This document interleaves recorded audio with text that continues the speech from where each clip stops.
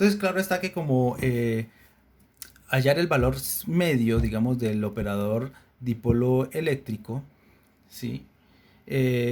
No de, ese valor medio, la partícula no debería estar en un estado de la autoenergía, ¿sí? Del hamiltoniano del sistema con el campo magnético, o sea, del átomo de hidrógeno con el campo magnético. Entonces, pues, básicamente tendría que definir un estado de la partícula que sea diferente a un autovector o un autoestado del hamiltoniano, ¿sí? Por ejemplo, puede ser este. Coseno, la forma más general sería este,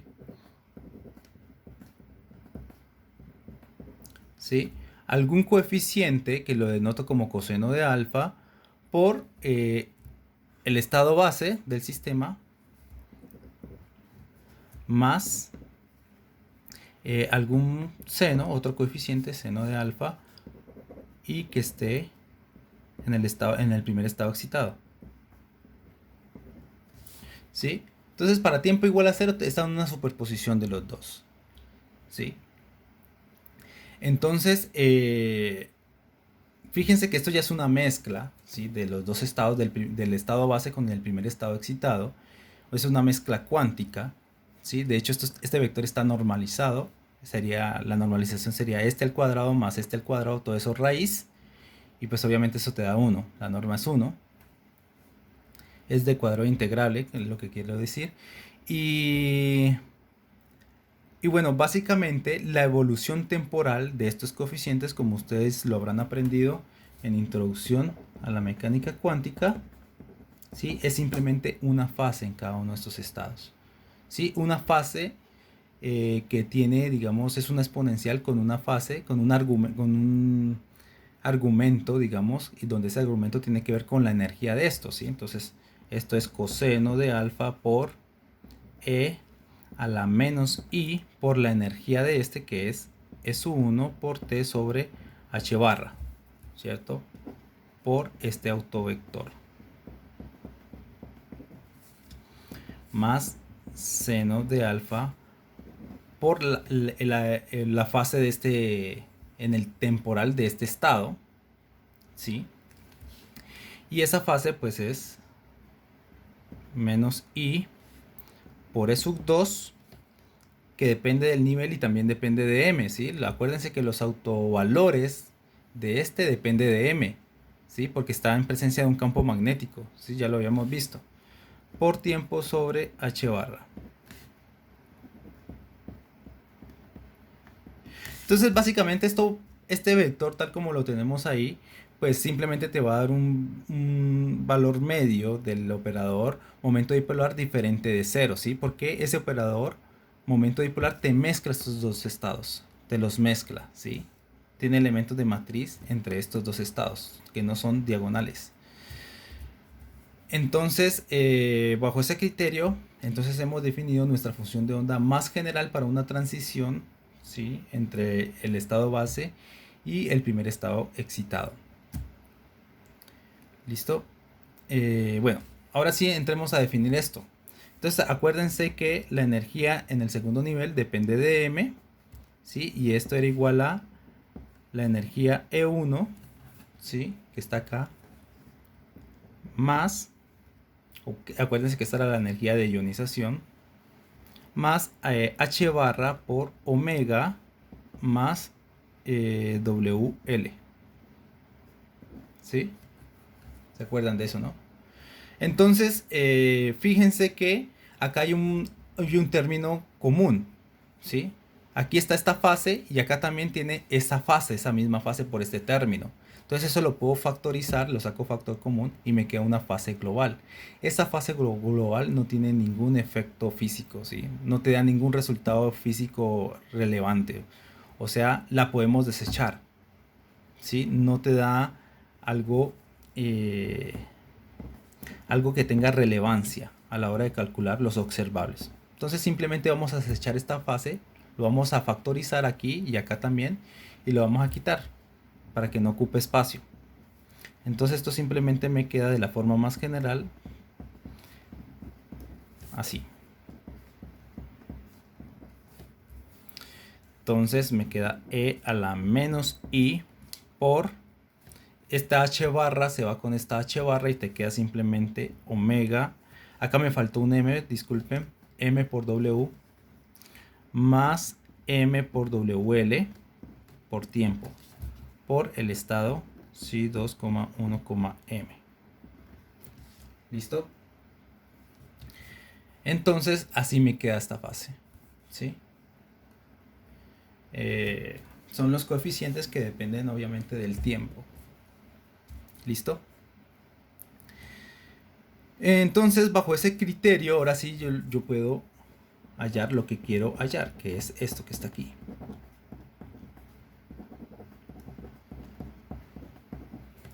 Yo quiero hallar este valor medio. Y este valor medio, pues si queremos que haya un momento dipolar que evolucione en el tiempo, pues entonces esto me tiene que dar diferente de cero. Tiene que darme una evolución en el tiempo. ¿Sí? Entonces esto es lo que llamamos el valor medio de D para un determinado valor de M. ¿Sí? Estas son funciones que dependen de M. ¿Sí? Fíjense que dependen de M, dependen del valor de M. Para M igual a 1, pues entonces esto es una función. Para M igual a 0 es otra función. ¿Sí? Para M igual a menos 1 es otra función, entonces esto lo etiquetamos como M también. ¿Sí? Entonces aquí como M.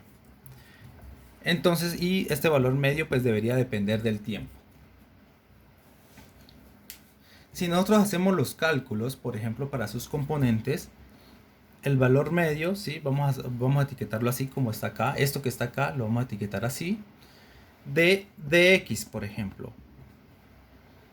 Para m igual a 1. ¿Sí? Entonces, para m igual a 1, vamos a hacerlo. Si m es igual a 1. Si m es igual a 1, entonces esto es igual. ¿Sí? Entonces, simplemente es hacer los sándwiches. ¿Listo? Hacemos los sándwiches. ¿Sí? Utilizamos las relaciones de que ya habíamos los elementos de matriz, ¿sí? Al hacer este sándwich, digamos, acuérdense, acá tenemos esta función de onda que sería esto que está acá, ¿sí? Pero como un brat, y acá tendríamos esto mismo que está acá. Entonces hago distributiva y me van a salir varios elementos de matriz de este tipo. Y esos elementos de matriz yo ya los he calculado. Entonces, para no hacer este cálculo largo y tedioso, ¿sí? Entonces vamos a resumir los cálculos a ver cuánto nos dan. ¿Sí? Entonces, por ejemplo, el primero me da menos q por zeta sobre raíz de 6, ¿sí? Por seno de 2 alfa. ¿Sí? Seno de 2 alfa. Por coseno de quién? De omega más w por el tiempo. ¿Sí?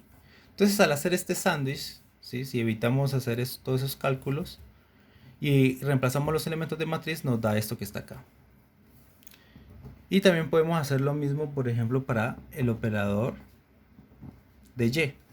¿Sí? Al hacer ese sándwich, nos da que esto es menos q por zeta sobre raíz de 6 por seno de 2 alfa. Y aquí en vez de coseno vamos a colocar un seno de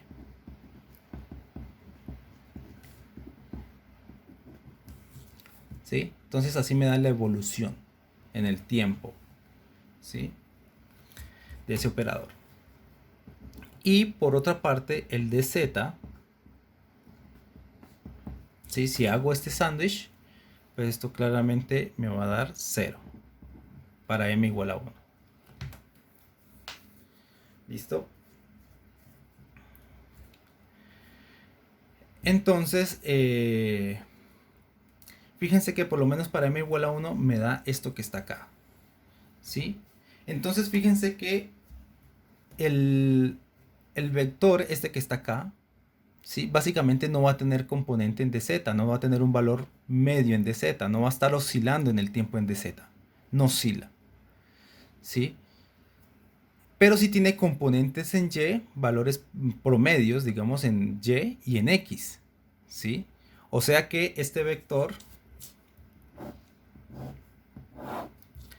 ¿sí? Este vector D va a estar en el plano YX, XY, ¿sí? En el plano XY, y no va a tener componente en promedio, ¿sí? En el valor medio, no va a tener componente en el eje Z. Estos ya son observables. Al hacer el valor medio, pues ya tenemos observables, ya son cantidades físicas que evoluciona, digamos, en el sistema. En este caso, el momento dipolar, ¿sí? Entonces, si nosotros graficamos, fíjense que esto depende, el ángulo, ¿sí? Varía en el tiempo, ¿sí? Entonces, este ángulo, pues, va siendo este que está aquí. Este va a ser el ángulo, ¿sí? Y fíjense que este ángulo varía en el tiempo, ¿sí? Ese ángulo varía en el tiempo, aumenta en el tiempo. Y si nosotros graficamos esto, ¿sí? Pues este vector tiene una magnitud, ¿sí? Si nosotros sacamos la magnitud de esto, pues va a tener un seno de 2 alfa y va a tener este mismo término, y aquí en vez de raíz de 6 pues va a tener raíz de 3. Ustedes lo pueden hacer, hallar la magnitud, está la componente en y, está la componente en x, y ustedes pueden saber cuál es la magnitud de este vector. ¿Listo? Y si nosotros no graficamos, digamos, cómo evoluciona en el tiempo para un determinado tiempo, cuánto vale esta componente y cuánto vale esta otra componente, entonces ustedes se van a dar cuenta que a medida que aumenta en el tiempo, entonces esto va a estar girando antihorario, ¿sí? En contra de las manecillas del reloj. Entonces la solución de esto, cuando el tiempo va aumentando, entonces el ángulo también va aumentando en forma contraria a las manecillas del reloj, en contra de las manecillas del reloj, ¿sí? En contra de las manecillas del reloj. O sea que el promedio, ¿sí? El momento dipolar, ¿sí? Está rotando en el tiempo, rota en el plano XY, ¿sí? Eso está rotando. Entonces fíjense, si esto está rotando en el tiempo, entonces ¿qué es lo que está pasando? Si un momento angular rota en el tiempo, entonces eso me emite radiación, ¿sí? Entonces esto va a emitir radiación. ¿Listo? Entonces, eso por un lado. ¿Listo? Por otro lado, veamos cómo es el promedio, ¿sí? Del operador momento dipolar para m igual a 0. Si m es igual a 0. Entonces, si m es igual a 0, pues entonces lo que tengo, si hacemos ese sándwich, ¿sí? Pues esto va a ser igual, para m igual a 0, ¿sí? El valor medio de dx, de la componente en x del momento dipolar, es igual a la proyección en y esto es igual a 0. Por otro lado, el promedio en dz, ese va a ser diferente de 0, y eso te va a dar q por zeta sobre raíz de 3 por seno de 2 alfa por coseno, pero ahora la frecuencia, pues ustedes saben, es esta. Va a ser omega por tiempo. ¿Sí? Entonces fíjense que esto, entonces ¿cómo va a ser el promedio? El valor medio de del momento dipolar eléctrico. Pues va a tener solamente componente en z y está oscilando en el tiempo. ¿Sí? O sea que yo tengo esto, z. Y este momento dipolar, pues, a veces tiene un máximo, a veces tiene un mínimo, y fíjense que la magnitud va variando con el tiempo, ¿sí? Así, haces máximo, mínimo, está oscilando así. Va un máximo, después un mínimo, después otro máximo, un mínimo, y así sucesivamente. Está oscilando así. Entonces, fíjense que, en este caso, también va a emitir radiación, pero esa radiación, pues como los campos eléctricos, como el momento dipolar está oscilando así, entonces los campos eléctricos están oscilando también en un solo eje, en el eje Z. Entonces esto me emite radiación con una cierta polarización, ¿sí? Emite radiación ¿sí? Radiación con polarización lineal, ¿sí? En cambio, en el caso de acá, fíjense que el momento dipolar, ¿sí? Eléctrico, está girando en contra de las manecillas del reloj, ¿sí? Entonces, si esto va a emitir radiación, entonces este momento angular se tiene que transmitir. O sea, no se puede meterse, no se puede perder. El momento angular en este sistema se tiene que conservar. Si está girando en contra de las manecillas del reloj, entonces ese mismo sistema se debe mantener. Por lo tanto, si este va a emitir radiación, tiene que emitir radiación con una cierta polarización. Y esta es polarización circular, ¿sí? Porque se debe conservar el momento angular, no se puede perder. Es como la conservación de la energía, ¿sí? Entonces, fíjense que si esto va a emitir radiación, pues va a perder momento angular. O sea, si emite radiación quiere decir que está frenando, ¿sí? Estamos en un sistema clásico, ¿sí? Estamos viendo una interpretación clásica. Entonces, si esto emite radiación, entonces cuando emita toda la radiación, pues esto se queda quieto, para de girar, ¿sí? Y si para de girar, entonces ¿dónde se fue todo eso, ese momento angular de rotación? Pues obviamente se fue en la luz, ¿sí? Entonces, si esto para, entonces la luz tiene que salir polarizada circularmente, ¿sí? Tiene que tener una polarización circular.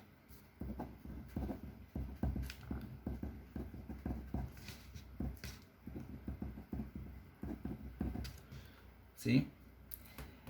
En este caso es una polarización circular hacia la izquierda, ¿sí? Una polarización circular hacia la izquierda, ¿sí? En contra de las manecillas del reloj. Y esto, pues esta polarización equivale a que la luz se llevó se llevó un momento angular de m igual a 1, ¿sí? Entonces, la polarización circular se caracteriza porque la luz se lleva un momento angular de 1, ¿sí? ¿Qué es lo que está pasando aquí? Pues básicamente lo que está pasando es que hay una desexcitación, ¿sí? El sistema está pasando desde un sistema excitado, nivel excitado, pasa a un nivel que no está excitado, ¿sí? Al nivel base. Entonces hay una transición de este nivel a este nivel. Cuando ocurre eso, fíjense que si m es igual a 1, entonces fíjense, en el estado inicial tengo un electrón que tiene una proyección de momento angular, ¿sí? En el eje Z de 1. Y el estado final tengo un 0. O sea, ¿qué pasó con ese momento angular? ¿A dónde se fue? Sí, hay una diferencia. O sea, pasó de un estado excitado a un estado base. ¿Sí? O sea, al hacer esa desexcitación, entonces se emitió radiación. Cuando emite radiación, ¿sí? Pues obviamente lo que está diciendo es que el momento angular es 0. ¿Sí? O sea, se queda quietico. Se queda quieto esto, ya deja de girar. ¿Sí? Entonces, fíjense, pero entonces ¿dónde se fue ese momento angular? Entonces se lo tiene que llevar la luz. ¿Sí? Se los lleva la luz. ¿Sí? Entonces la luz pues se emite al espacio, ¿sí? Pero tiene que ser con una polarización circular y eso está relacionado con un momento angular de m igual a 1. O sea, en este caso le llamamos el spin de la luz, ¿sí? En este caso el spin es un momento angular y en este caso vale 1, ¿sí? Entonces, pero acá, en este caso, cuando m es igual a 0, fíjense que tengo una radiación con polarización lineal. O sea, tiene m igual a 0. ¿Qué quiere decir que m es igual a 0? Pues que su momento angular de spin es 0. ¿Sí? No tiene momento angular. No está girando, no está rotando. Y eso también se evidencia acá. Si m es 0, quiere decir que pasé de un estado excitado con m igual a 0 a un estado que no está excitado, ¿sí? A un estado base con m igual a 0. O sea, no cambió la proyección de momento angular, no cambió. ¿Sí? Eso no cambió. Entonces, como no cambió, no hay pérdida de momento angular. ¿Sí? De hecho, acá el momento dipolar jamás está rotando, o sea que no tiene momento angular. ¿Sí? Eso nos lo está dando estos resultados. El m igual 0 nos está diciendo pues que obviamente esto no está rotando. ¿Sí? Está oscilando en un solo eje. Y claro, obviamente pues como no está girando pues no tiene un momento angular. El momento angular sería 0. Entonces la polarización, la radiación emitida con polarización lineal pues se caracteriza por tener un momento angular 0. En este caso momento angular de spin igual a 0. ¿Sí? Y podemos hacer un análisis si m es igual a menos 1. Si m es igual a menos 1 y hacemos los respectivos cálculos, entonces nos da lo siguiente. Dx menos 1 es igual a q por zeta sobre raíz de 6 por seno de 2 alfa por coseno de omega menos omega L por tiempo. ¿Sí? Y esto, el valor medio de la componente en y con m igual a menos 1 nos tiene que dar menos q por zeta por raíz de 6 por seno de 2 alfa por seno de omega menos wl por t. Y nos da que dz de menos 1 es igual a 0. ¿Sí? Entonces fíjense la diferencia que nos dio acá con m igual a 1. Como n igual a 1 nos está diciendo que está rotando en contra de la manecilla del reloj, y la frecuencia angular con que lo hace pues es con omega más w. ¿Sí? Y acá lo hace, también está girando, esto solamente tiene componentes en el plano XY, también está girando pero con una frecuencia menor. ¿Sí? Entonces esto básicamente es un vector de promedio. ¿Sí? Acá si quieren también escribámosle promedio, que tiene un ángulo que obviamente es este. ¿Sí?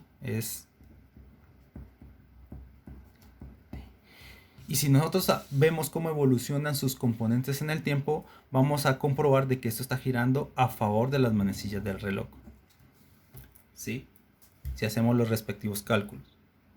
Esto gira a favor de las manecillas del reloj con respecto al tiempo. Cuando el tiempo va aumentando, entonces el ángulo va haciendo esto. ¿Sí? Entonces este valor medio del momento dipolar está girando a favor de las manecillas del reloj. ¿Sí? Entonces acá como le colocamos a favor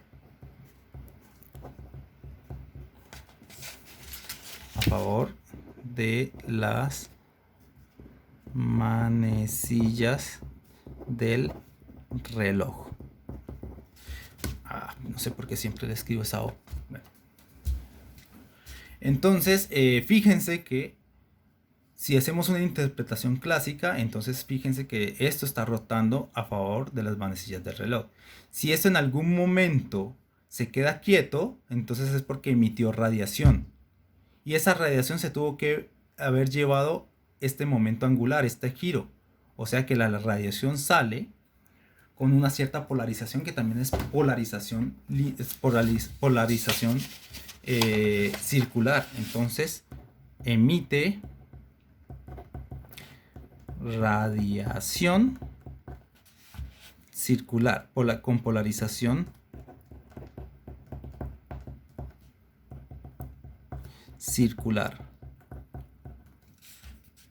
¿Sí? Con m igual a menos 1. ¿Sí? O sea que la luz se lleva un momento angular negativo, menos m menos 1. ¿Sí? Que es la proyección de spin de la luz. ¿Sí? Entonces ¿cuál es la conclusión? Polarización de la luz circularmente a la derecha, ¿sí? Pues tiene momento angular de spin de menos 1. Polarización lineal, ¿sí? Tiene momento angular de spin, proyección de momento angular de spin igual a 0. Y